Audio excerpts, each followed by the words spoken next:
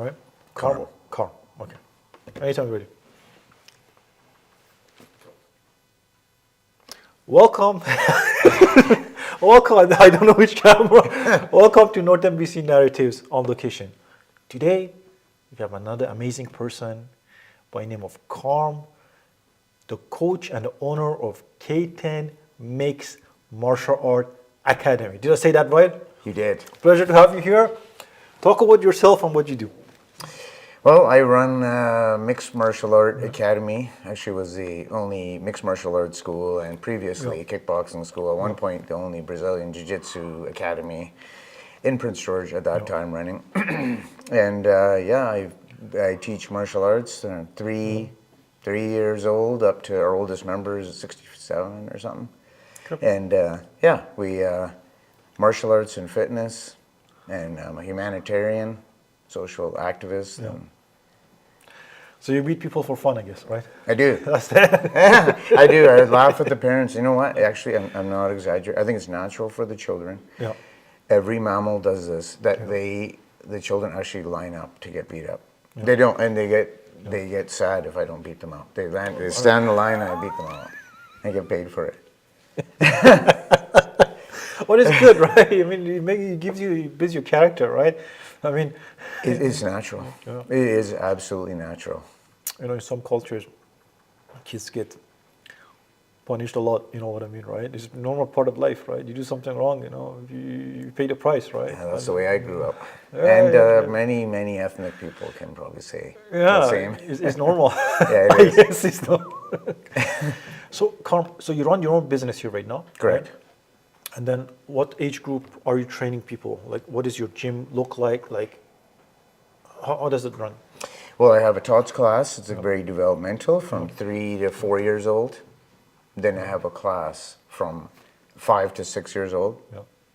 And then I have a class from 7 to 9 years old. Yep. Then I have a teens classes, Yep. women's classes, women's only. They want to have their own space and Well, that's good. safe space. And then we have co-ed Muay Thai kickboxing. It's a form of kickboxing with grappling and sweeping. It's a full striking system. Yeah. And then we have Brazilian Jiu-Jitsu, beginner and advanced, and competition team, wrestling team. I host my own tournament here.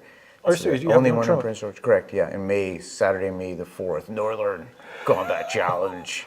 So you set some of this stuff yourself, right? Yes. Talk about that a little bit. How you set up your own competitions and stuff like that. Absolutely. Well, it's one of these things too that it's probably my going back into history of myself. You have to do it. Yeah. I'm a change maker. Yeah. I've proven it over and over again, and I will continue to do it. There's the opportunity. It needs to happen in Prince George. I just feel that. Yeah. Feel that, and then not only that, I'll always make it my own too as well. So we have like live DJs, and there's always lights and sound, and people are like, "Wow, it's a little bit different in here." Yeah. So, and I always add extra stuff. I think you're the only one who's doing it in Prince George, right? Or is there anybody else? It's mostly you, right? Because I haven't seen any other person putting competitions on and taking Not people. for competitions, not for mix. What I do for Brazilian Jiu-Jitsu, kickboxing, and these type of things. Yeah. So let's talk about. We're gonna go way back. We're gonna talk about your childhood, how you started, and then we're just gonna talk about that, and then slowly move up. So let's talk about your childhood. Like, what happened that you wanted to be a martial artist? I grew up in Prince George, born and raised in Prince George. Grew up, my parents lived in the my dad worked in the sawmill, my mom was a seamstress. Worked full time, worked very hard, and that's normal for immigrant Sikh parents. Yeah. And actually I had a turban, and my grandma raised me, so I was the only kid in my whole school, with me and my brother. And even all the elementaries, when we would travel around for basketball, at that time, They had turban. they had a turban. Was it? Was there some racism and stuff? As soon as somebody sees something different, was there any racism? There was a lot of racism. Like what are some of the things? Pull your hair, spit on me. My neighbors. Our neighbors where we grew up, and it's traumatic when I'm young and my parents. Yeah, it doesn't make sense because you're a kid. You're like, what's going on in here, right? Absolutely. So talk about some of that. Well, what happened is that these guys, they would get drunk, and one time they would get rocks and a tennis racket, and they would smack the rock against our house, and a racket with a rock can increase it hits like a bullet, like exploding, breaking the windows. Yeah. So then we called the police. The police would come, and they would attack my parents. They would say, "Hey, the neighbor said that you're saying something to their dog." To the dog.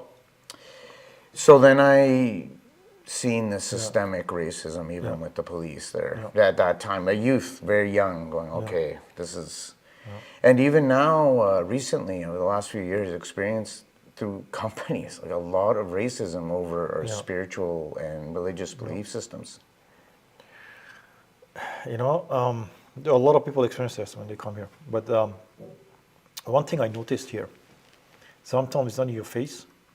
So what they do, they don't give you the good jobs, or they don't let you get stuff, right? So they keep you get kept up, just a level that is weird, So that's what I experienced like most of my life here, right? So it's just they keep you just here, like you want this, but you have to stay here, right? And you try, even if you're overqualified, better than everybody, still is the same thing, right? And nobody talks about it. I think it's that's even worse, because when it's in your face, you know who is the person, right? But when you just don't have no idea, right? You don't get this job, or you don't get that contract, or you don't get that grant and things like that, right? And you don't know, right? It's invisible. It's invisible. That's the worst type. So talk about what other things that happened, like when you were a kid? Well, I'm thinking, that I grew up in two different worlds. My grandma, I couldn't speak English. Yeah. I learned it from watching TV. Yeah. So I think my programming was different. So trying to live in the regular, and then now being put into school, I felt like a bit of an outcast. Talk about the two different realities here. Well, it's very different. I would like to say, for example, you will not find a homeless East Indian Sikh person on the street. You will not find them in the nursing homes. This is for a reason. They're socialized very differently. I think it might be because they say, oh, you're 16, you're out of the house. Never for an East Indian person. They're very hardworking people. And it's controversial for me to say so. I'm not saying that I want this to happen, but I'm saying this is going to happen. There's a big influx of Sikh community people. They work so hard. I guarantee it that they're going to own all the pizza shops, all the businesses. Talk to the realtors here. They work really hard. There is a massive cultural difference. Huge. Talk about it. It's just the work ethic. I have so many friends, they own businesses here. And this is the general thing. People are not showing up to work. They're lazy. They're lazy. They have no spiritual connection. They don't question anything. It's just this reality of this living through Automation. social media. Living, I guess, automated, right? So. And it's not the culture. They don't see that they're programmed in a different way. They can't see it. It's invisible, ethnocentric belief system of that they must be right. And it is very different all over the world. And all over the world, everything has a consequence. Everything, right? So, it's crazy. So how was it growing up in the two different worlds, right? So you had to go to school, and then... I did, I had a really negative schooling. Let's talk about that. Very much so. If you want to talk about it. Well, sure. I had, as I got it later in my teens, I had really bad acne. I had a turban. I just felt like so out of place on all the programs. Like I said, I lived two different worlds. And just hearing that stuff where your parent would just kick you out of your house, like I just doesn't make compute. It makes no sense to me. And, so I did it, and then the racism, and it was hard to just get along. And it's so cliquey. And so now, actually, I'm really proud to say that I help in my direct education of my children. First, I put them in a choice school, but now we just homeschool. Partially of what I suffered for that. And that probably is the beginning of my internal drive for the martial arts, and it was really low self-esteem and trying to make sense of the world. So did your kids experience racism too, or no? Right now? My children?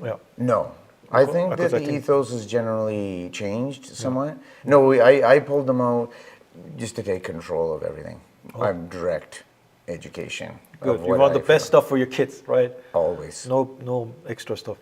So talk about What was one of the worst experience with racism that you had when you were a child? What was one of the worst ones? That's got to be maybe the one with the neighbors we With had. the rocks and stuff like that, I right? mean, that time specifically was bad. I mean, it happened several times. One time Yeah. they were out in the front yard, and I remember they hit my mom with a snowball. And you know, trying to be young, and I remember she called him a monkey mouth because she doesn't know a swear word. Yeah. It's like, you monkey mouth.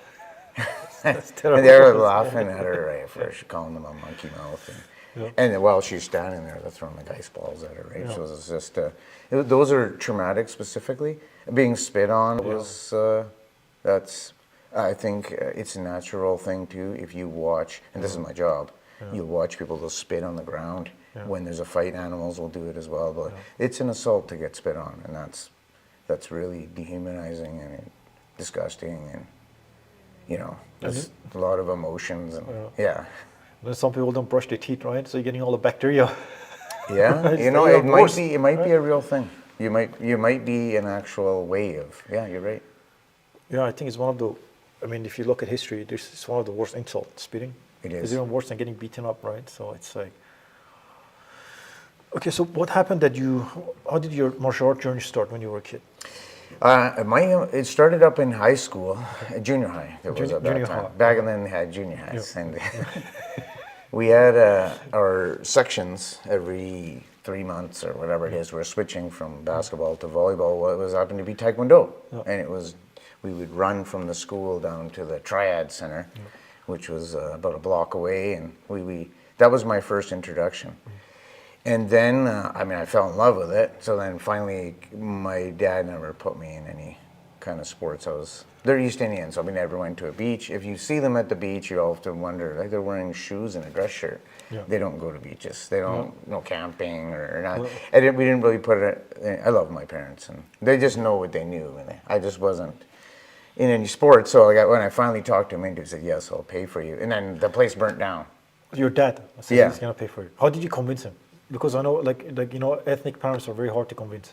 Like, Yes. You have to how did you do that? Like, I tried the same thing with my father. He sent me to swimming lessons.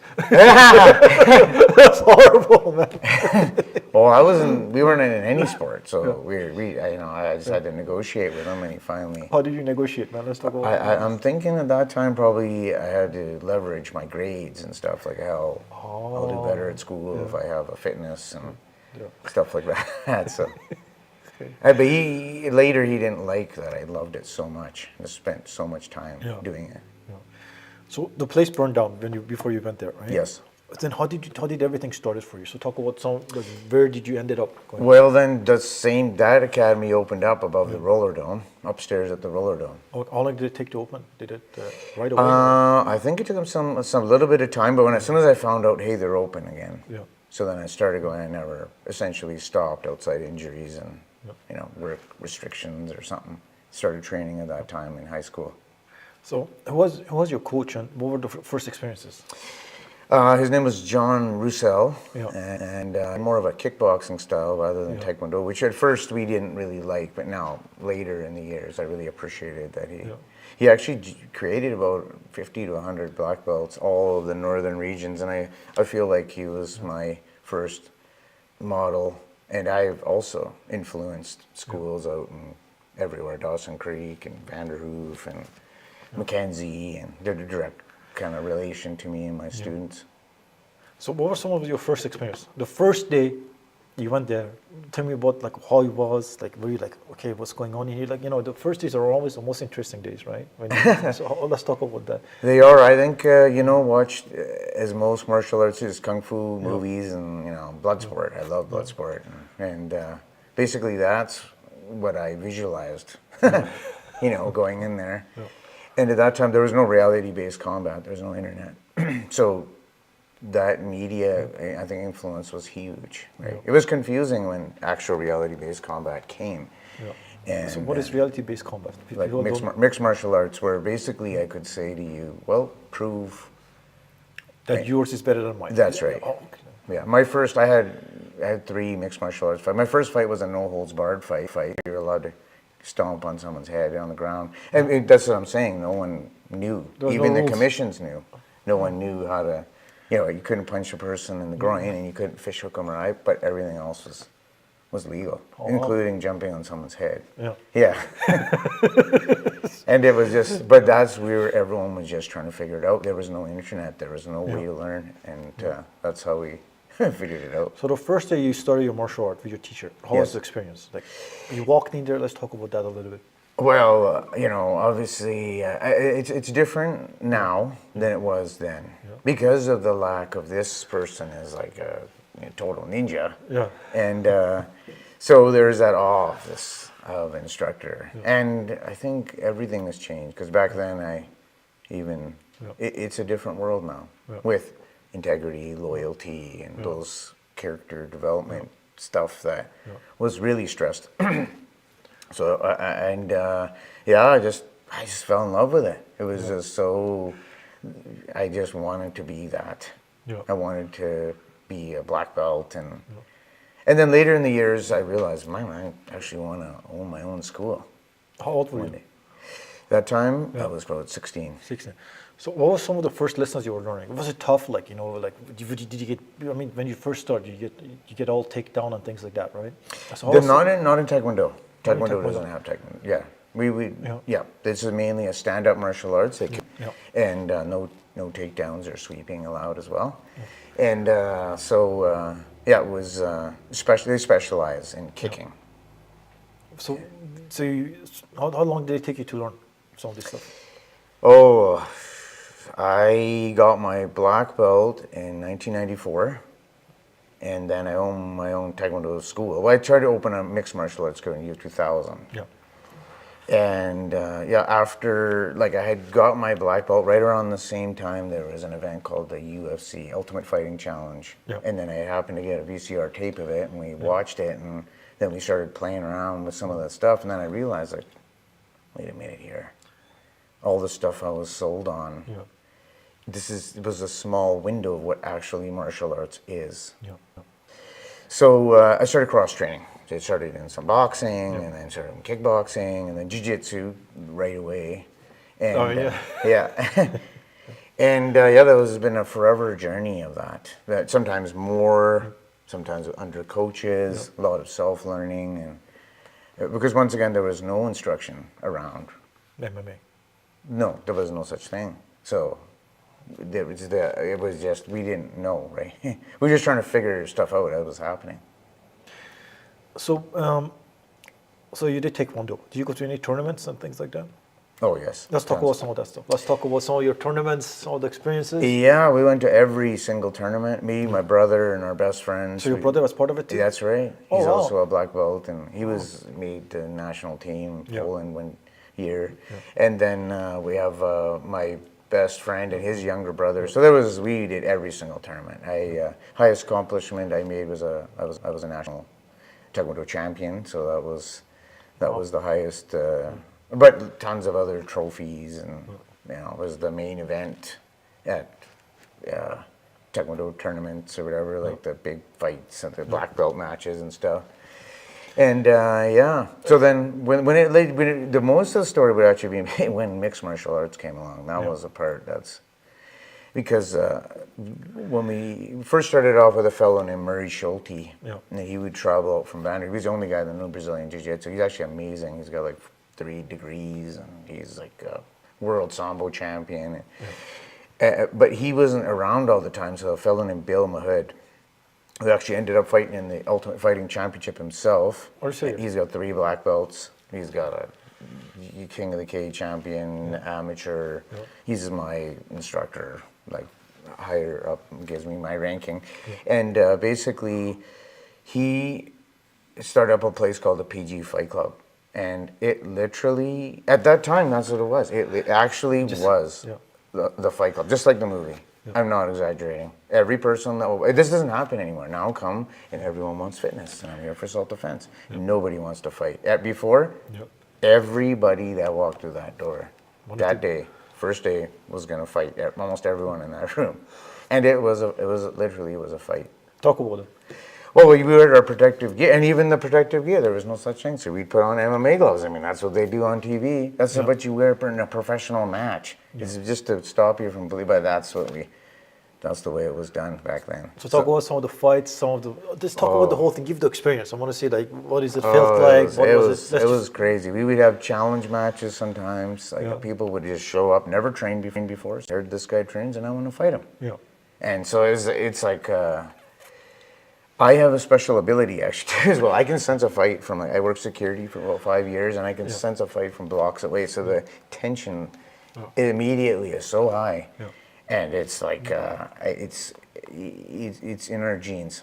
It's the mirror neurons. We are hardwired to like the laughter, into sadness, and especially when this fight, like that level, the frequency changes, and it's crazy. Talk about the fights.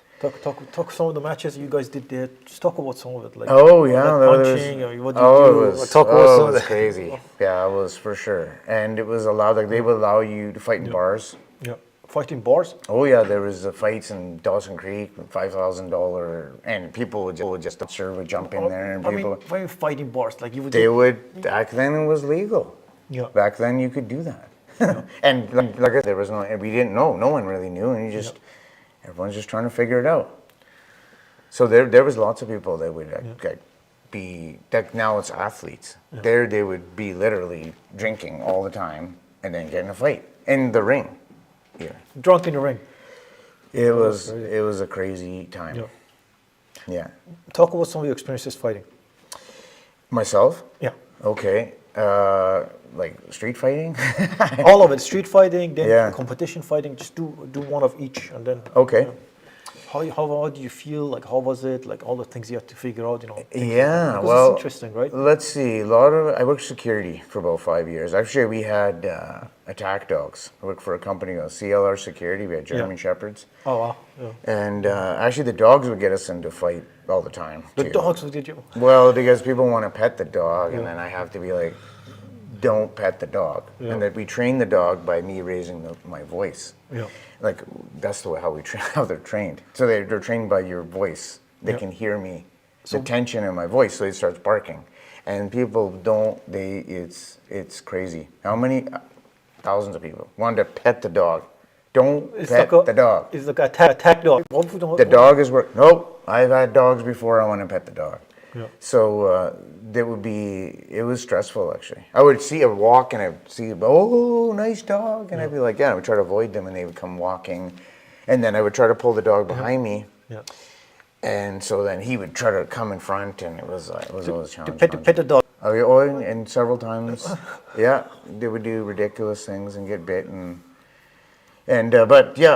So I would get called to a fight. After the fight, the bouncers would kick someone out, and I was outside security. Yeah. Then they call me, get this guy off the property. So I'd come, and they're agitated already, and they've been beaten up, thrown out of the bar. They've already been so like bad behavior that they got thrown out. Now I have to remove them off the property. So then, that's what would happen. I got a lot of fights at that time. Talk about some of the fights. Like how was it? Like what was like? Well, it's really scary. Yeah. But I mean, at some point, take us through the experience. Well, at some point, if I don't react, then I've already given them all the warnings. Like you must. This is your opportunity. Yeah. Like doors open there, friendship doors open. Just Get leave, out. no problem. Right? And they didn't like the uniform, and they didn't like the authority, and they already agitated. So then they would just do things like try to shake my hand or. So I remember one time that he just wouldn't stop, and I could tell he was going to punch me with the other hand. Yeah. And then this is the problem. I had the dog. He's barking. I'm like, I put the dog in front. He's going to bite you. And he's not respecting the dog. Yeah. Now what do I do? So then I grabbed his thumb, and I went to go shake his thumb, and then I grabbed his thumb, and I broke it. And then I dragged him to the ground by his thumb, and then I kneed him, kicked him in the chest or whatever. Kind of dragged him out, and I called the police, and then they would get beat up, usually with police as well. Because they're already when they're agitated, just get in the car, please. No, they don't want to get in the car. So then, I saw a lot of that. So you did a lot of that stuff, right? Well, how many broken bones? unfortunately- I mean, like, what are you supposed to do, right? I mean, like, sometimes because what happens, they become a threat they're to gonna a client. attack me. Well, to anyone. They're Yeah. gonna, yeah. And then I did have some scary incidences where. Talk about that. Talk Well, about a guy came back one time, and he was in his car late at night. This is like 3 or 4 in the morning. He came back. It was a Yellowhead Inn, and he came back like a week later or something. And he's like, "Hey." Then I went, and the guy was sitting in his car, and he said, "You remember me?" And I was like, "Oh," and I got my dog and whatever, but I'm like, okay. And then one of our guards, he got stabbed to death too, on the same place I worked all the time, Karm Manhas, and doing the same job. Yeah. And it was like, he caught the guy stealing, and they stabbed him to death. So then I quit that job. So like it was around, right on. It was stressful. That people don't recognize that. Yeah. The police and they have the hardest job in the city. Yeah, I mean, every time you go out, you're at risk of either getting shot or getting stabbed or dying, right? I mean, it's like you wake up in the morning, you don't know how it's gonna go. Everyone's packing for the certain type of people that they have to deal with. They all have a weapon on them. So it makes you hard. Yeah, I think the police have one of the toughest jobs, as you're saying, right? Easily. Yeah, it's like I've seen a lot of crazy stuff, like, and I mean, easily they can get stabbed and things like that, right? So I work with a lot of RCMP, working with my job. They come and they train with me, and it's very, very stressful for sure. Like speeding as fast as you can, then running, getting out and running, and then getting in a fight. Yeah. Like, and then trying not to use your force as much as possible or whatever, right? Yeah, I mean, what you do, right? Yeah. If you use it, you're guilty. If you don't use it, you die. Like Well, the more training, the better. That's for certain. Yeah. Yeah. So- All the guys that train with me have like a new powerful tool because they can scale it up and down now without stop it and start punching in the face. They know how to control it now. Joking. Yeah. So come talk about some of your own fights when you were like in tournaments and things like that. Like, what were some of your toughest fight? How did you get ready for this stuff? Let's talk about the preparation. That you had to do. Let's see. One of my first MMA fights was against a wrestler. Yeah. And we a few of the guys I trained with, they actually went on to fight in the Ultimate Fighting Championship, Pride FC, and the biggest leagues in the world. Yeah. They were my teammates. So we once again, though, this is the thing. This isn't, and I don't do this at my school anymore, and many people don't do this anymore, but we would literally train by fighting. Yeah. And even like put a medicine ball on the ground and stomp on it and kick it and run around and put your head and push your feet to the side, run around and kick you in the head. Like, I mean, that's the way. Well, it's a real war. Right? I mean, that's. Unfortunately, then and sportively it was allowed, right? So that was legal. So the match, and we didn't. Yeah, that's not what it is today. Like that's once again we're trying to figure. How would you get ready? Like you had the tournament, right? So you have to go and fight somebody, right? Yes. How would you get ready for that person? Would you research them? Well, we knew he was a wrestler, but this is what I'm saying. At that time, we didn't really know, right? You didn't know it was mixed martial arts. So I did jiu-jitsu, I do taekwondo. So now I'm doing like more striking. So I'll use those two things. But now I know it's all wrestling actually. Yeah. It's all wrestling. It's confusing when you look at it, but it's actually a wrestling match with striking, not jiu-jitsu. Striking with wrestling. And jiu-jitsu would be included in there. It's actually more wrestling than jiu-jitsu even. Yeah. Like if I can take you down and get on top of you, you lost. I'll just punch you in the face till you give up. So that's where you'll need your jiu-jitsu. It's very effective, and it totally works. But wrestling is more important in a real combat situation like that. So would you apply a street fight? In a street fight, do you mostly keep your distance and punch the person out, or do you get ready for both? You take them down. Which one is more efficient? Oh yes, sir. So probably the grappling, because you have control. I mean, I never want to be in a fight, so I wouldn't ever put myself in that situation. So when I do, at first, all the verbal jiu-jitsu that I need to do. Calm down, man. Right away. Go to your home, go to your wife. Yeah. Leave another day. I literally give them the warning, right? Bark. It's called barking. Yeah. And then you have a preemptive move, I believe. Yeah. Waiting. Like many other things I've learned in this life, it's not. What people say it is, it's not the best option for you. Yeah, I mean, if they attack you right away, what are you going to do, right? So you have it takes time for you to respond. Yeah. So if you can't maintain your distance from me, I could do anything to you and you can't stop it. I mean, no trained person can. You can't. No. So then I would use more grappling. That would be the way to do it, because then you have control. Yeah. But if I were to someone like if someone walked in this room right now and he said, "Oh my God, Karm, use your kickboxing," it's going to be a bloody mess. And I even had one of my students who had a child abduction happen to her, and she owned a daycare, Yeah.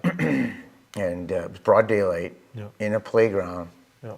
The guy had parked down the way, just she didn't really notice. Just walked in. In Prince George. Yes, There and are in people the like that school, yes. And he came over and grabbed the kid and tried to run away. So she went over and she used her martial arts. So then that was another good example where it took. She kneed him, she kicked him, she punched him, she held him. Like the next day, she called me. She was panicking.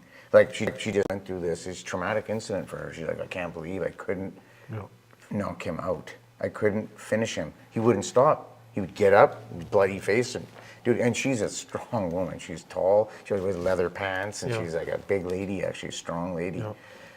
And she couldn't finish him as well. And that's that's why I would also, you need some jiu-jitsu and some way to control the person, and have the ability to just finish them at will if you need to. So you need to have both. You need to have everything. Yes, correct. What do you think about boxing? What does that fit? Boxing is an amazing component of all of the martial arts, and it might be one of the more important, but it's definitely not martial arts. Once you learn how to tie up the arms, it's actually very easy. If you don't know, like you use Thai boxing. I'll just cover my head, and you only know what you're doing. I'll just enter and grab you. Now, and they don't do that. It's illegal to do that. Boxing. You're not allowed to grab the person. You're not allowed to pin them or post on them. So in a real fight, they could lose, actually. I mean, Yes. If the other person knows jiu-jitsu. Oh, if there was boxing and jiu-jitsu, I would say the jiu-jitsu guy most likely probably will win. So what is the... And they didn't know any grappling, Yeah. they're in for, it's not going to be, Would wrestling apply to this or no? yes. Okay. Wrestlers just get on top. They'll get you down and get on top of you. And that's it. It's over for you. So, Karm, what's the difference between jiu-jitsu and wrestling? Jiu-jitsu is a leverage-based system, traditionally done in a uniform. And it is mainly about the ground. And it has submission, so it means I can make you say I give up by a type of stranglehold or joint lock against your arms, legs, feet, ankles, something like that effect. Wrestling is the majority about the takedown and control on the ground, manipulating you on the ground and pinning you. But mainly their magic is done to get you down. There's no pulling, grappling, There's no, they probably could, because to do that sport, it's the hardest martial art. Wrestling. Of all the separate martial arts, wrestling. Wrestling is the hardest one. Easily. Why? It's a bag of water. Like you're fit. Yeah. So not anymore. But you're but you're a bag of water with rain. And to imitate this in the gym, if I were to put okay, I'm gonna do a squat rack here, and I'm gonna do like a circuit, and see if I can get as tired as you can in 5 minutes of wrestling someone. It'd be impossible. Like a bicep curl, go over here, do that, and try to, and then it would never match me trying to fight a bag of water with a brain. That's and 1 second I'm on my leg, and then I'm trying to lift your entire body, and then I'm prone and I'm trying to lift you out. I'm laying on the ground trying to lift you over my head. Just what happens in the few minutes. And every type of cross-training athlete that we get lots from professional, like a bunch of guys that trained with me directly. They went out NHL, and they did thank me and said that I was a key component for them. We had the professional YSA Soccer Association. They bring in the Whitecaps team or whatever. They all found it extremely hard. It is very, very challenging. I think it's once again, this is very, very natural. Every mammal does this. So what I feel is there's something that happens psychologically that we don't realize. If I were to knock you down, get on your organs. When you have low self-esteem, you'll cover that. Put your head down. It's natural. And in animals, when they submit, and they if you submit to me, they'll lay and show their neck and show their belly, kind of like kill me.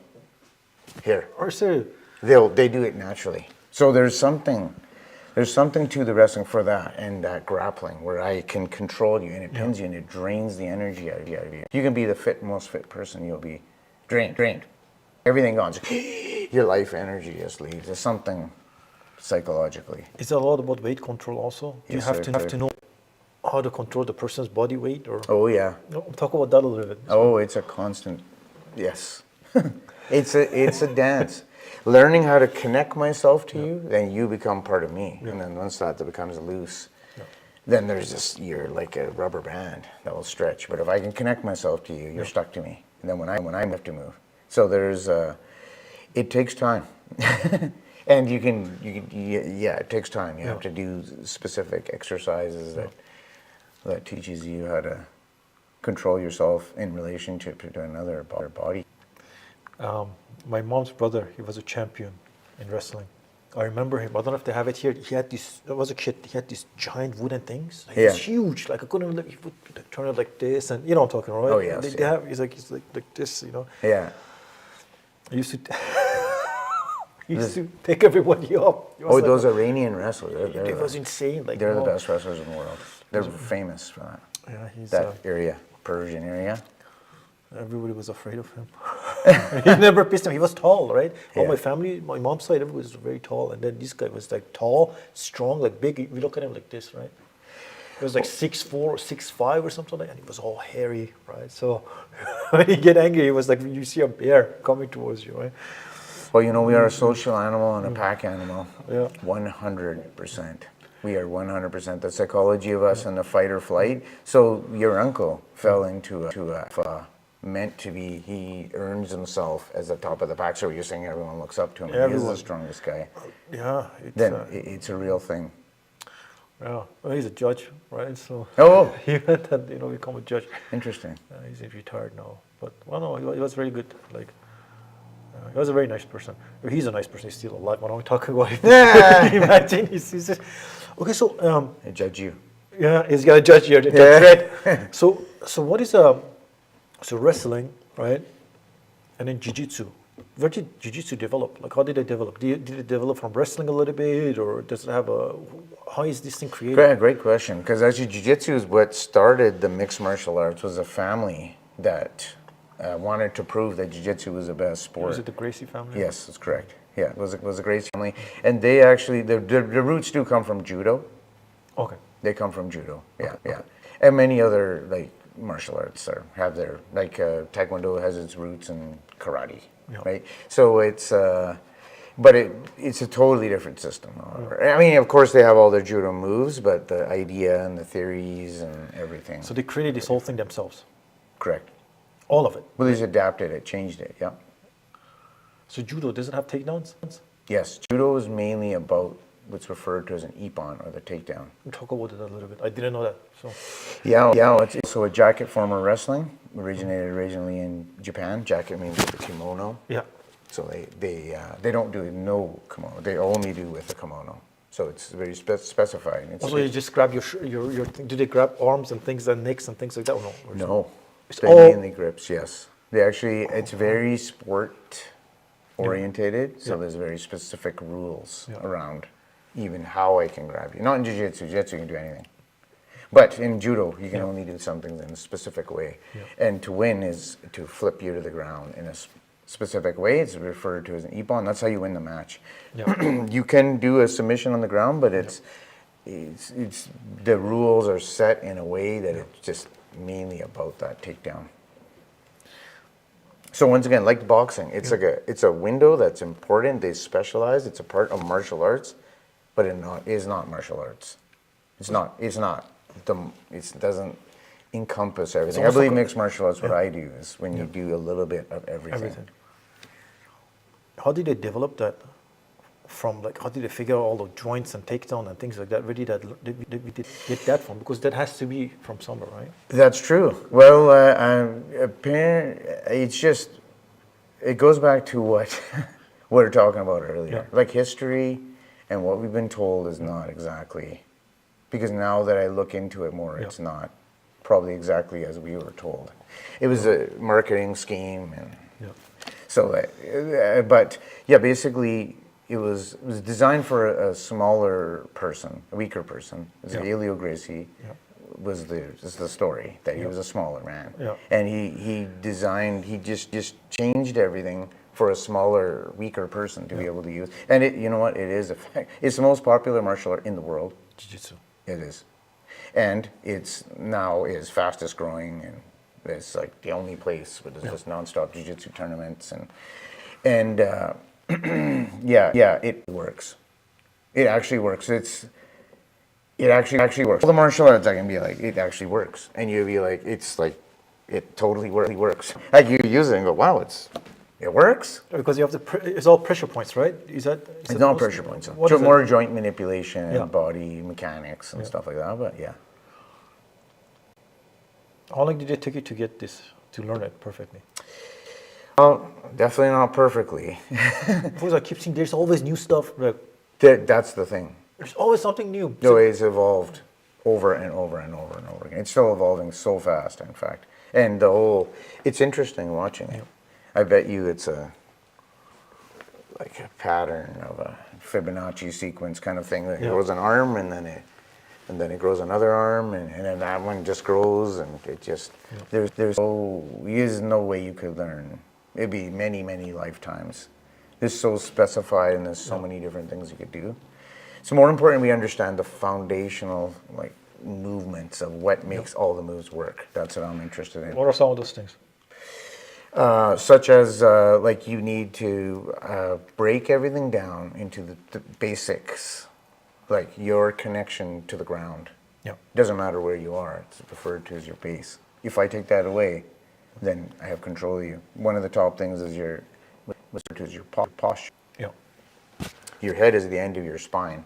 It just happens to stick up above your shoulder line. So if I can manipulate that, greatly weakens you by 10 times. Yeah, and so applying those principles, you're able to, you don't need moves, you need to know what makes the moves work. I'm doing this move to apply this principle. Yeah. So there's movements like that, and then there's structural alignment of your body, and it's amazing.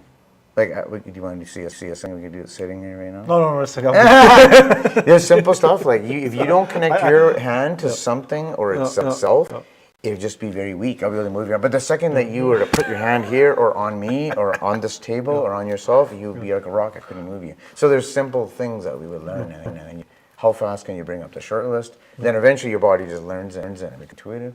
But we want to get those understanding of those things.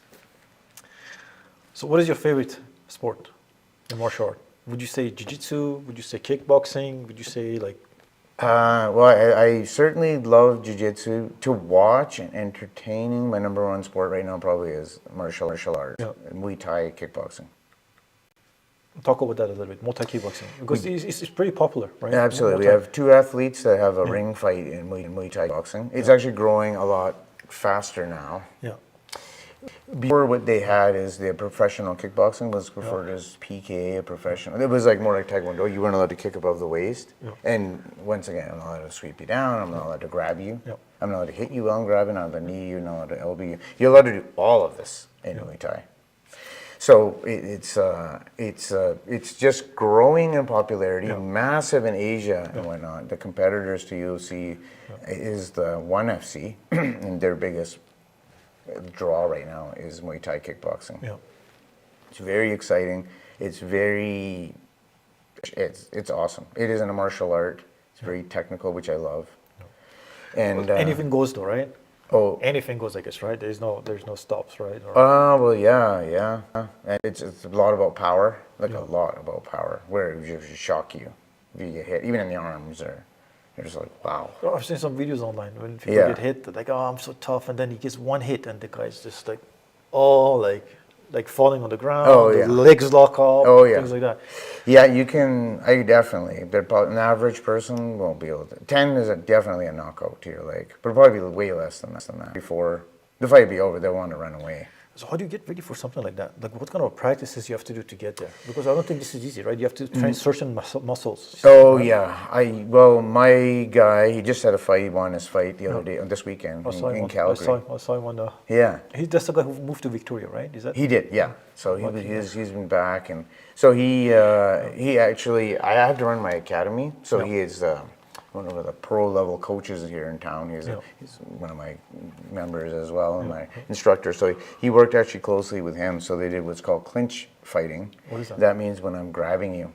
So once again, remember as we were talking about boxing, you're not allowed to do this? Yeah. When Muay Thai, you are. So it would basically mean I'm grappling you. It's hard to punch me if I can come off balance you and you're off. Yeah. It's hard to, and in that range, you're actually for elbows and knees. So this is a close range, right? To Correct. be able to grab. Right? Yes. You won't work on far ranges, right? Well, this is what I'm saying. When he prepared for it, he has to do rounds of this, so 15, 20 minutes of this every session. And then he does a bag and pad work in a specific way. And the guy looks like a whole body shield with leg pads and chest. And then that develops your power.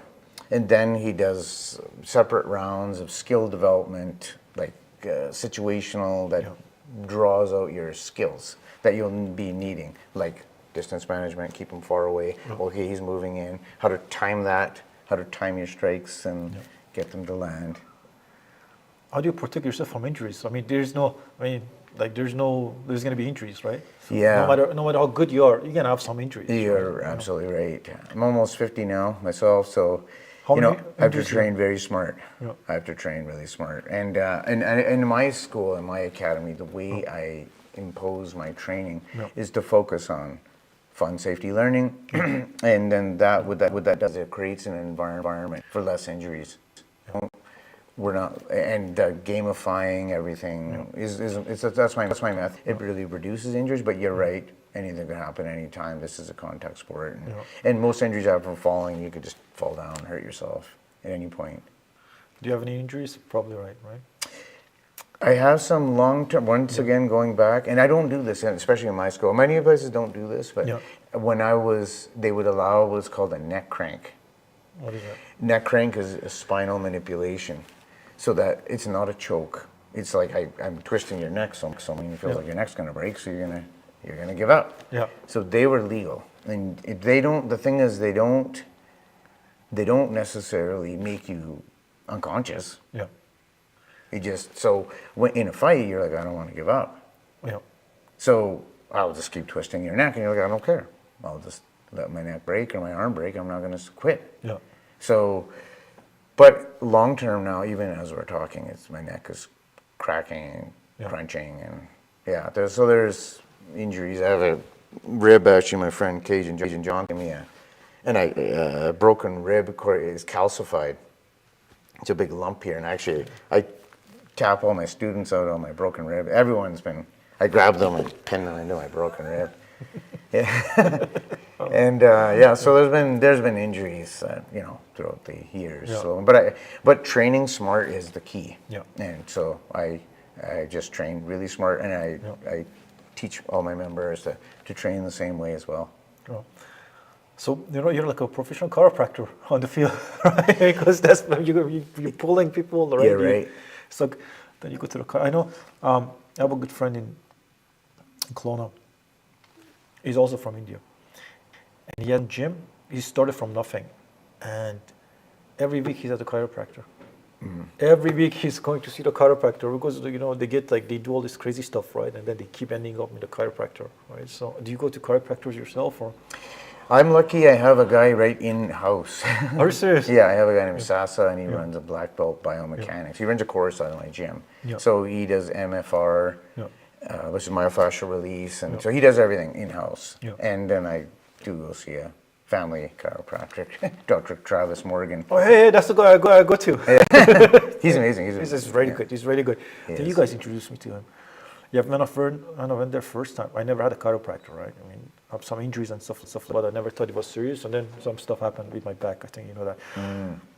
And he was missing, right? You know, like he grabs your neck. And he's like, Oh, yeah. it was like Come on. you have to let go. Oh, right? yeah. And but he's talking to you, right? He's like, Yeah. oh, what a good day. He's such a good guy. He's gonna probably tell me, right? How is your leg crack? It's like, what happened, right? Yeah. I'm like, no, he's gonna let next time. So how is your what happened? Just crack, you know, like Yeah.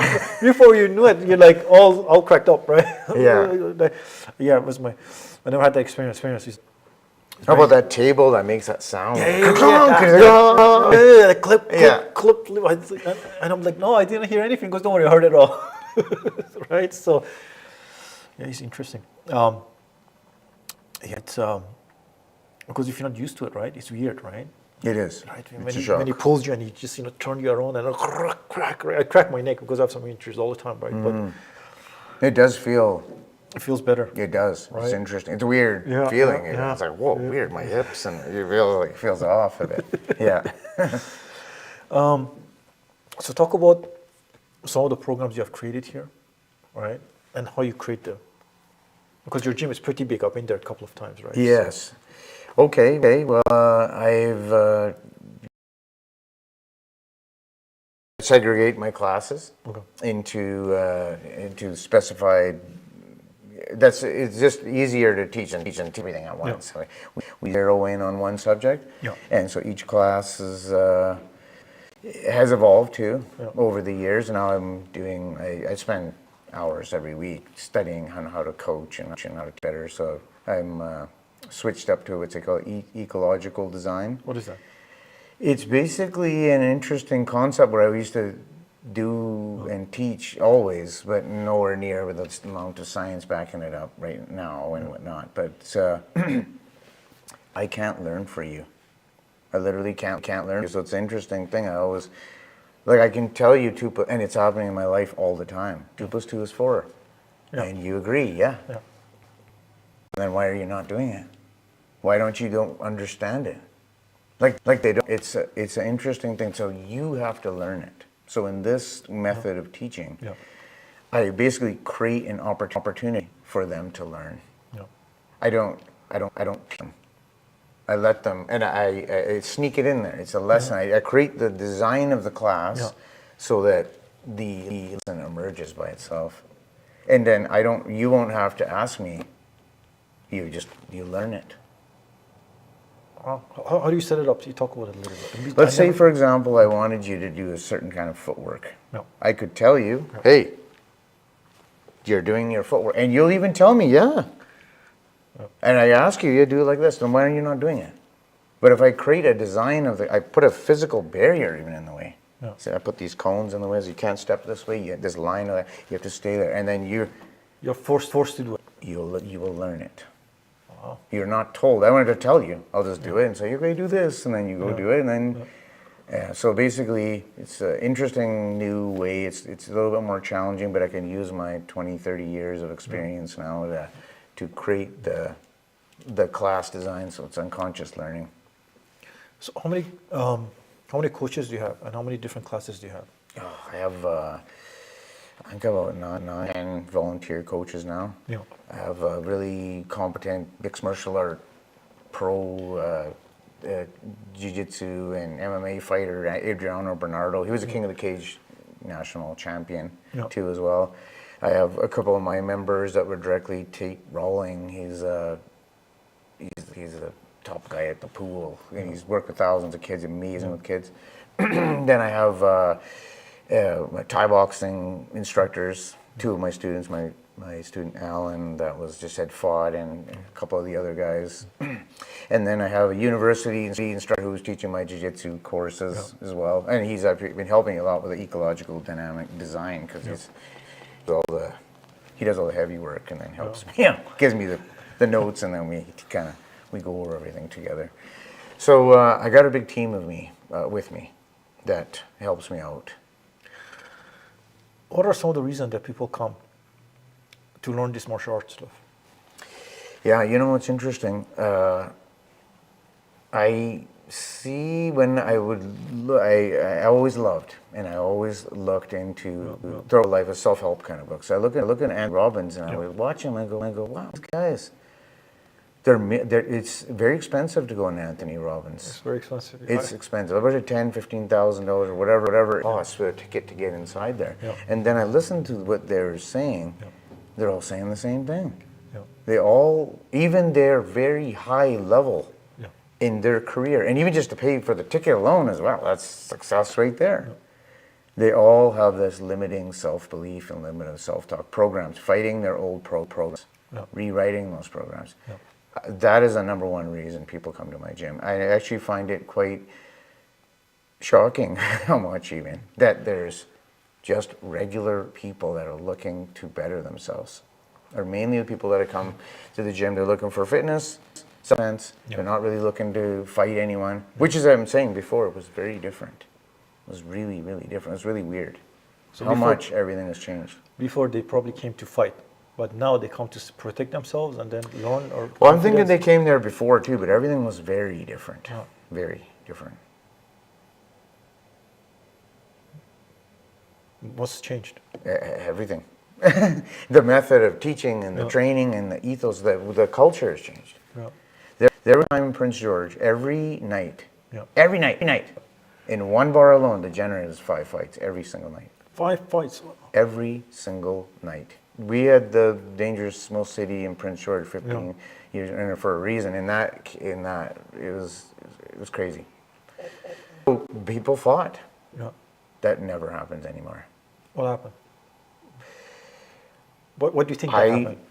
The socially everything, just there. What is a man or a woman anymore? That I think that is changed. The dynamic of that. Everything has changed. But as far as culturally here, we talked about cultures are different across Yeah. the world. They think different. When they come here, they're like, hey, what's going on? But even in Middle East, right? Those stronger, the last you fight. They don't fight. You don't go and just pick on people and go crazy and beat them up. It's like you actually become a protector. No, you're Instead of- absolutely right. Instead of right, usually what happens to little people, they go to bars and they stop beating people up because they're trying to prove something to themselves. You know what I mean, Yes. right? So it's from a lack, right? Yeah. Or they were bullied all their life, right? But usually, like the toughest people, like they don't want it because they know they're gonna break every This body, experienced here. right? So This has been easily. In fact, Yeah. I would say easily. yeah, Not even a little bit. The least egos are the fighters because you have to tame the ego. It is natural. You literally learn. Yeah. Like once again, I can tell you, put your hand up. This is another example of this. I'll say, put your hand up. You'd say, of course, put your hand up. If I put my hand down, you'll punch in the face. What's your hand down for? And I'll slap you in the face. Yeah. Now you learned it. And then watch. I will never tell you again. Your hands will go up. You need it. That's what I'm saying. You know the answer. You're walking around. You need to have an experience for you to learn it. Yeah. So, very interesting thing, actually, living in this life. And I'm a teacher, but I can't really teach anything. what do you mean? That's what I'm basically getting at. You just, So you let them learn all the. That's what you're talking about, right? I can only show you, Yeah. and then you must experience. You must learn it for yourself. I can only show you, hey, look at this. Yeah. And you can even see all the answers, the equations there, everything works. Yeah. But until you understand it for yourself, you do not know it. You know what? I had a teacher that always used to say, goes, when you go to medical school, they teach you all these usually stuff in surgery, cutting people up and stuff like that, right? But it doesn't mean anything until you're actually operating on somebody. Doesn't matter how much stuff you read because it's totally different when you're actually doing the experience and stuff like that. And I think it's the same way too, right? You have to experience everything. 100%. That's exactly it. Like, for you to understand it, you had to do it. You won't have a question. Hey, what do I do in this case? You already worked with all the different kinds of bodies, and and you'll know. What are some of your success stories that, let's say somebody came to your gym and they were getting bullied, right? What happened? How they gain confidence and then how change their life? I actually have a very good. I do. I have a really good reputation working with kids and positive character development. I actually had an incident where the school board had kind of brought me in, and there was a counselor and the vice principal, and they wanted to bring their worst group of kids in. And they were laughing at me, kind of like, this is going to be challenging for you. Yeah. And because I believe it's the way, I also worked and taught martial arts for the Department of National Defense here in Canada, D&D Edmonton, and through my traditional training methods, I never had a problem with these kids. I literally never. I just right away, I set my rules, and there's zero tolerance. It's a yes sir, no sir. I'm here to help you. And if you want to learn, then you're here. I get the buy-in. I let them know that I'm here for you if you want it. But if you don't, there's the door. Immediately let them know you earn nothing. Nothing is to be given. It's going to be very, very hard. Yeah. And they say yes sir. And I have a great, I have awesome, like really good. And it's using that same, I'm the alpha, I'm now, I will show them this is the way to act and this is the way to do things. And so I've had so many stories about Talk about some of them. Just from little things such as I would be at Costco and mom will come up to me and goes, thank you so much because my son from your little 2-minute chats every day thanks me. And you thank me forever for dinners. Yeah.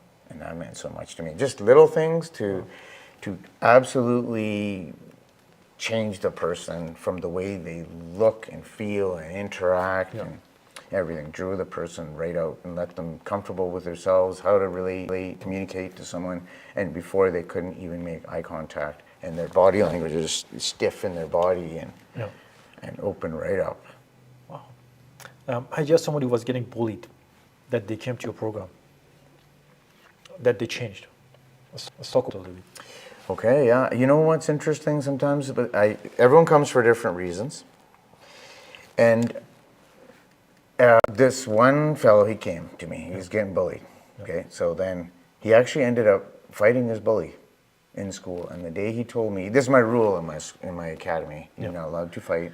If you do, you need to come tell me. Yeah. And then we're going to talk about what happened, what can be done better, and I'm gonna find out about it somehow or another. So he came, he started crying, and he told me. We trained me for about a year, and we talked about it, throughout in my regular daily lessons every day. We talk about self-esteem and bully smart proof, what to do, what to say, and what's gonna happen. So that day he came up, and he started crying. What happened? I punched him in the nose, and his nose was bleeding. And he never had a problem ever again. In school, I even told him, once you ever stand up for yourself, you're just going to get a reputation, and we are pack animals. Everyone's going to see, and they're going to see. And then you challenge the one that's the most barking dog, they will stop. It works almost every time. The disciplinary thing where I'm talking about, yes sir, no sir, is real. This is actually, they spent more money training this method than any other method ever. Like ever. In ever all history. But this is not culturally in the society the way that they're teaching their kids and the way that the general, once again, is just typically not. It's not, it's opposite of what people are doing. So talk about this method a little bit. Let's talk about it. Sorry, which one? The method that you're talking about. That yes and no. Talk about it. What is it exactly? The meta, sorry? No, the method. The method. The one that says, yes, no, sir. It's Oh, almost yes. like a military, right? Because It is, military it is. like that too, right? Oh, So, it is. so talk about it a Well, little bit. it's a mild form of brainwashing. Yeah. Well, it is. I know. But this is the reason why. This is what I'm saying it works. Because the problem that they introduced this method because after the First World War, they had a problem. The soldiers were running away. They were getting scared. And then it's just like, you can't run away. You gotta fight. Yes. Right. So the how you stop yourself, even I will kill myself before I don't take this order, this command. So making someone stand in a line and comply, and to give authority to someone up above you. You give all your you're this. That is what breaks you. So the yes sir, no sir isn't necessary. I actually don't make my kids. I do it in a very specific manner to help them in their lives. Because I don't want them to be subservient to people. But when I'm answering a question, I'm doing my programming. They have to answer in a yes sir, no sir, and they have to stand in a certain way, and I'm in control. And stand on the line, and it is. It is 100% a form of brainwashing, which works 100%. It's the method that does work. And it's interesting that it's not like in the school system or the way that people are approaching things is not that. Why did it work like that? Why does it work that good? What's operant classical conditioning? It works. It's just train like you could train a dog, basically. It's like, Unfortunately, it kind of is. We're very programmable. I think that's humans are.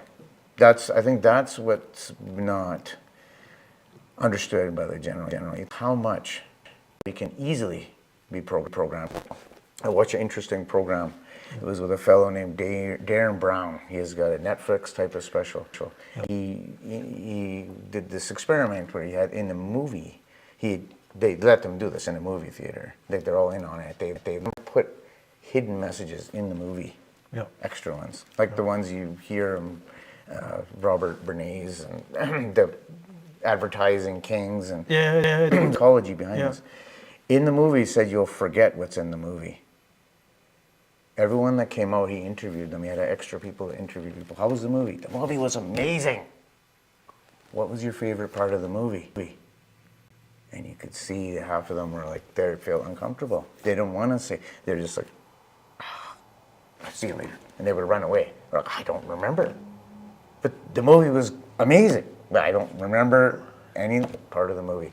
You know, this is the reality of how to how we can reprogram ourselves. Yeah. And even program ourselves is not in a general. It's actually opposite of what people are doing. So in the movie, there was, I guess, one frame that says you will forget about the movie, right? I think there was a few times in there you didn't really explain how much you put in. But it's so fast you don't realize it, right? What you think doesn't matter. Absolutely, 100% matters. That is not good. Yeah. You know, why I got into films? The reason I got into films, I find out that, see, right now we're talking, right? You have a mechanism that is protecting you. If I say something is not real, you're gonna pick up on that, right? But as soon as you sit and you watch a movie, what happens? You drop your psyche will drop all the walls, and you just suck it in, right? They follow the 3-act structure.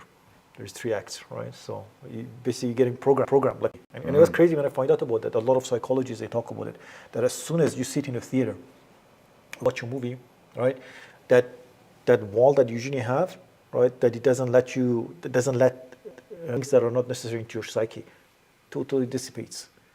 And for some reason, it will open. But basically, you're getting hypnotized, right? So it is interesting. Yeah, I've read a lot about that, and I know a lot about that. It's more of these things where people don't know. Like, for example, 90% of, even as I'm watching it, I'm paying attention. 90% of communication, that's 70% is program. It's all program. Yeah, but it's also, like, say, it's unconscious. So it's body language. Yeah. Most of communication is body language. Really don't hear that from K to 7 or K to graduation. No. You might get a true or false answer, like, hey, is most communication verbal? Yes.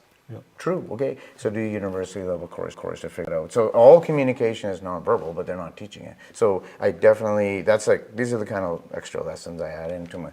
Yeah. But it's interesting how is this once you learn, train, the whole world is like you just programmed to act in a certain. Every day I get Mike to line out. At the start of class, so I got to break them. That's what I said, the programming part. So I stand them on the line. Everybody shows you. They literally show you. They will literally tell you. Ask any police officer on interrogation after some. I learned that. I live with a cop. He taught me how to read the eyes and stuff when someone's lying. It's unbelievable how much you will show. Everything. It's amazing. You're talking about peoples, right? The Yes. Peoples, dilate Everything. and things like that. The way they're standing. And then left and right, eye movements. The way they're standing. There's a course. My stepfather is a psychologist, but there are some courses that you can take that you can actually manipulate people that know the psychology behind. But you can, because when you learn courses, right, like with your eye movement, everything can manipulate. Oh, yes. But it's illegal. Yeah. they let like the really high top ranking like psychologists take those classes, right? So you could be manipulating the police. They don't know, right? I mean, there's it's crazy. Like everything, there's a counter, right? So that's what I find out in this world, right? So No, certainly. Everything. Anything's possible, I would say that's the best way to keep your mind open. what are your most memorable fights that you had? Let's talk about that. Let's see here. Like you remember, like you knew, like you're like, oh my God, I might die today, but heck, I'm going for it. Just talk about some of that. Okay, well, that we mentioned on Wrestler that when the first MMA fight was here in Prince George, Yeah. and it was that once again we didn't really know. And he's a wrestler, so I'm just going to use my taekwondo and my jiu-jitsu against him. Well, he didn't want no part of that because once I kicked him, once he saw my legs or whatever, I was like ready. He was like, this guy's a Thai boxing kickboxer. Yeah. So trying to fight someone that doesn't not want to, it happened actually all my fights pretty much. They were so close. Yeah. And they won't just a millimeter. Like they're trying to climb inside my skin. That's how much distance I had between me and them because they want to so badly not get separated. As soon as they do, I'm going to start hitting them. Yeah. And whatnot. So that I remember that very specifically when it's it's an interesting thing, one of these moments too, because it's kind of like when you travel, we live our whole lives, but you travel for some reason, you remember that 2 weeks, but you don't remember your life. So in that short period of time, you do remember a lot that what happened, and I remember that in every one of my fights is always a challenge, trying to stop the person from not getting hit. And like he didn't want to get hit, so he was just so much pressure. And I've never really been hit, not in where it hurt me. And I was like, I want to quit because of it or whatever. You really don't feel anything much. When you enter into a fight, what goes through your mind? Let's say it's a tough opponent, and you know the person is tough. So what does a good mind when you enter? Well, it's mindset. Yeah. So how do you Truly is. Well, you have to already kind of previous, because if I think I'm going to lose, Yeah. your life and your mind and your body is going to create the situation for you to lose. You're going to be looking way out. I get hit, oh, it hurts, and there's my way out to quit or whatever. Yeah. But if your mindset is I'm going to win no matter what, there's no other option. Then it doesn't matter. I've seen it over and over again. It's pretty interesting, actually. I've seen it like many times here in town. Yeah. I might have been that same card, actually. There was a Brazilian black belt from Brazil. Yeah. And his grandfather was a grandmaster of capoeira. It's like a form of Brazilian No, I've martial. seen it. Yeah. It's like almost a dance. Yeah. It's crazy. He's like a grandmaster of it. So this guy's good. Yeah. Really good. Yeah. Way better than our guy that's like he didn't even, I have a black belt. He's just some regular street fighter kind of guy that trained with us and he did not, he literally won I guess seen it over and over again. He did not want to lose. That is the most important thing, period. More important than all the techniques. You'll train harder before. Yeah. Like up to the fight, you just train so hard, getting ready, preparing. Yeah. And then during, I hit you, kicking your arm, but I'm gonna win. Yeah. And then that's the most important key. So if you're wanting, it's that mental preparation. You must decide I am gonna win. And then and then you got to apply your strategy, right? So now I understand so much more. So I could tell by the way you're standing and the way you're that already, if you're training, you're looking to specifically do a certain thing, and then I'll take you somewhere you are weak. Yeah. I'll kind of test some stuff out right away and see where you're weak, and then I'll try to exploit that. As soon as I find out. So, for example, if he was just a boxer, he doesn't know how to count. Okay, I'll keep my range. I'm going to kick him in the leg a few times. Yeah. Now he's going to start spinning around. He can't really kick. Or I'm going to close the distance and grab a hold of him. Yeah. And or if he's trying to wrestle me, I'm like, okay, I don't want to let that. I'm going to make him stressed out that he's not able to do what he wants to do. It's all in the mind. It's a mind all game. Of it, 100%. In fact, I would say it is more about that, and more about that than the physical contact for sure. Every time you hit me or I hit you, it's I physically hit you, but it's what's happening. And I look at you, I read the body language, and what's happening in your mind. And even for me, it just gives me wings. Yeah. Suddenly I could be so tired, Yeah. but I see a little bit of blood and you're You get excited. and you're all the energy comes back and you're not tired anymore. It's all in your head. How does that work? Like, where do you get the energy from when that happens? I think it's just it's that same thing we were mentioning earlier. We were talking about laying on the stomach. I think it's a natural thing too as well. And your will to win. I mean, if you don't want to. Once again, it's all. It's not giving up, basically. Right? Yeah. You want to win. You came there to win. You know. And even, like if because otherwise you're just going to look for a way out. Yeah.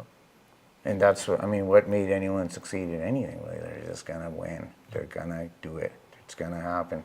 And I think really in my life, I'm not going to waste my time. Anytime I'm going to do something, I'm going to win. So that's what you got to do. That's good. Yeah. Do you want anything else, or where can people find you? What are your classes? You have a website? You know, Sure, yeah. I have a website, princegeorgemma.com. You can also find me on Facebook and Instagram, Kaitan Mixed Martial Art Academy and Fitness. I'm located downtown. We always have a free test drive trial class, and just get a hold of me and set up your basic waiver paperwork, and you're free to try out some classes. And basically, I can be found through that. I also ran for some political campaigns and city council. I know about that. Yeah. I see some of your Yeah. it's really good. It's I really try good. to stay active as much as I can. Right now, I have many projects going on for that as well. I have a really cool project called Lessons for Life. That's the name of my kids program. Yeah. So it started out with a girl I've been working with at their school. I teach martial arts at their school. And I've seen that her clothes are all, and she's so nice, and always with a snotty face, and I was like, it's probably maybe parents are having some challenge stuff too. So which comes in, Coach Karm, I love MMA. So I looked at her and I was like, man, I'm gonna get this kid some clothes. So I asked her teacher, just texted her and said, do you mind if I arrange? You can give it. Yeah. You can give them to her and it'll be anonymous or whatever.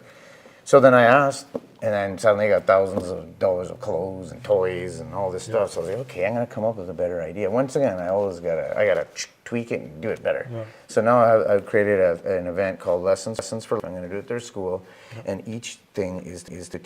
I believe there's not even being taught in the school system. The most valuable life lessons that I think that are amongst the 10.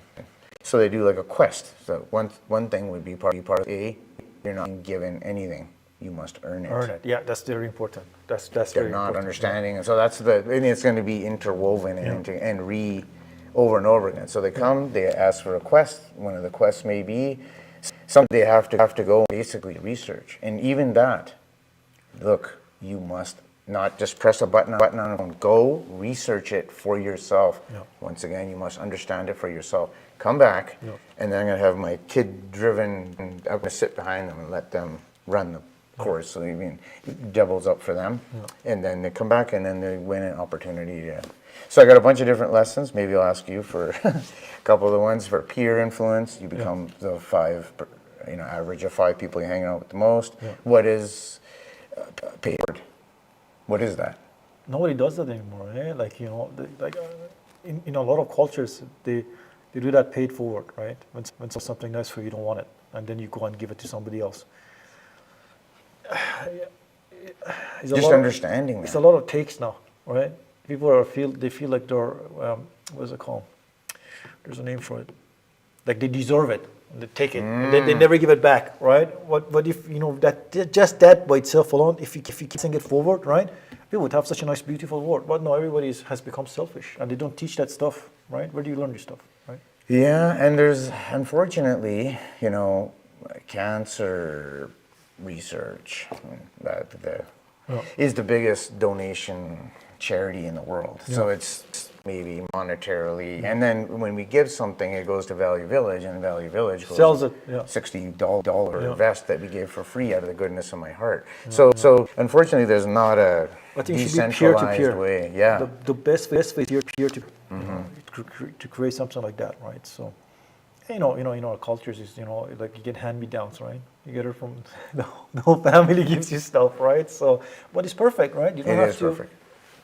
That's the way It should be. Yeah, and then some of the stuff is brand new, nobody wears it, right? Yes. And yeah. And you want it in the goodness of your heart. You're trying to. Yeah. But the stores and the places they necessarily don't want that to happen, right? So Well, they lose money. Yes. Right. So we can go so deep into this stuff. Yeah. So like stuff like that. so what is some of the other stuff that you were talking about? So one of them is that. The lessons for life. Yeah. You mean with some of the other 10 or different projects? The 10. Well, another one is it's a children's book. Yeah. It's called Bucket. Yeah. The Bucket Book. It's basically you do something for another person. I have a copy of it there. I'm going to try to get a couple more. Okay, read the book. Now explain it to me. And then now go do it. And give me a life example of it. So, getting them to interact, and for them it's just going to be a game, but it's hidden. The lessons are hidden, and they come back, and every single thing, and they even earned it, and then we're going to tell them and explain to them. And people went out of they went really out of their way to give me the stuff. A lady, South African family, they did it for Christmas. She gave me these beautiful bags, like all brand new stuff, like toys and toiletries, and that this love, and this is the way that the world even works. Yeah, every time. So when they're left, they get that gift transferred through the gift to their heart. Each person. All you do, it changes people, right? I mean, when you put somebody through the experience, right, a kid, right, psychologically you change them. Yes, right? yes. We could have stuff like this in our school system anymore, right? No, So, you know what? And people always, as I say in my business, I change people's lives. And even they run other schools and they have no idea what I'm talking about. I change people's lives. I create the system, and I know of all my life of studying the spirituality and everything, every area. I've just invested so much time, and then going out and trying to physically change the world myself. I guess that's what life is about, right? Yes. To make a difference everywhere you go. But how something happened, forgot, and we become these greedy creatures that we think everything is for us, right? And then you're rushing to die, and then nothing's with you anyway, right? It's infinite, the arts. If you lived in a world, I did a lot of music festival stuff, and I feel like if outside your money, this is what it should be. It should be arts. Should be music and dance, and we all it should be a thing, and in the old days, art used to be up here, and everything else was below, right? Yeah. Now it's flipped, right? Because art frees you up and opens you up psychologically. You can change so many things about just by using art, right? And because we are visual creatures, we don't write in our heads. We see images, right? So those things can free you, right? But I think it's getting used for other stuff. Yeah, the symbolism is more advertising and trapping. Yeah. In this way, unfortunately, seeing numeral numbers and kind of. But when we got, when we're looking at that art, because it does say a million words, right? It could be a short poem, but it has. It moves you from inside. It's an amazing thing. And then take that poem, right? And then you open it up. Like you could literally write a whole book about that one poem. Yes. Looks so multi-dimensional that you can do a lot of stuff with it, right? Even an image, right? Mm-hmm. You know about Gray? What is his name? Alex Gray? Alex Gray. That's one of my favorite painters. You know about his stuff, right? Absolutely. Like when you look at that thing, right? Okay, I'll give you an example. Let's say I went to art school. Okay, there were some good artists and there were some artists, right? Yeah. And you stuff, you're like, what is this? How can you even call this art, right? And then when you go back in most ancient cultures, the deeper the art, right, the more people wanted that, right? So, for example, Alex Gray, when you look at his painting, right, if you have nothing, if you have no idea of spirituality or whatever, zero, right? One of his paintings is all the lines, and then this light comes the person's. When you look at that, you start feeling it, and you start emitting stuff, right? So that's transcending art, right? So that's a type of art. And then we have advertising, which some of them they use reverse psychology, right? And then make you buy something. The same thing that you said about that. Brainwashing.